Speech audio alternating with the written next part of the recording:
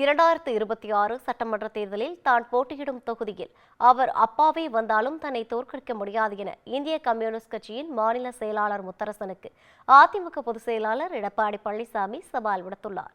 வேலூர் மாவட்டம் காட்பாடி பகுதியில் திறந்த வாகனத்தில் நின்று பொதுமக்களிடையே பேசிய அவர் இவ்வாறு தெரிவித்துள்ளார். கம்யூனிஸ்ட் கட்சி எதிர்கட்சியா ஆளுங்கட்சியா?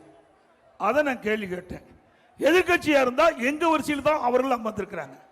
அப்படி எதிர்கட்சியில் வரிசையில் அமர்ந்துகிட்டு பொழுது மக்களுடைய பிரச்சனை வைக்கின்ற பொழுது மக்களுடைய பிரச்சனையை சட்டமன்றத்தில் எடுத்து சொல்ல வேண்டும், பொது வழியில் எடுத்து சொல்ல வேண்டும்.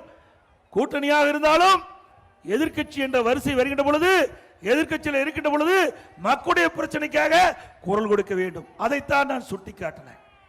ஆனா அவருக்கு கோபம் பொத்து கொண்டு வந்து ஏதோ பேசியிருக்கிறார். அது மட்டுமல்ல,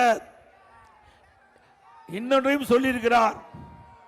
நாங்கள் கம்யூனிஸ்ட் கட்சி சேர்ந்தவர்கள் பணம் வாங்கி கொண்டு நடத்துவதாக சொல்லியிருக்கிறார். ஆமா, இல்லைன்னு சொல்ல சொல்லுங்க. யார நாங்களா சொன்னோம்? உங்களை காட்டி கொடுத்ததே திமுக தான்.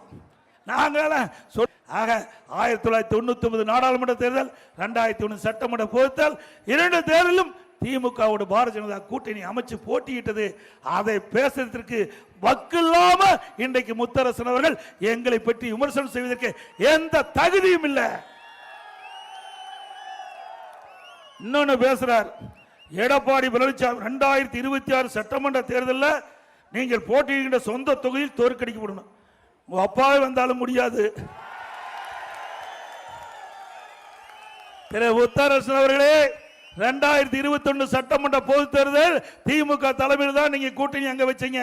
அப்பவே சேலம் மாவட்டத்தில் 11 தொகுதியில் 10 தொகுதி நாங்க வெற்றி காட்டினோம்.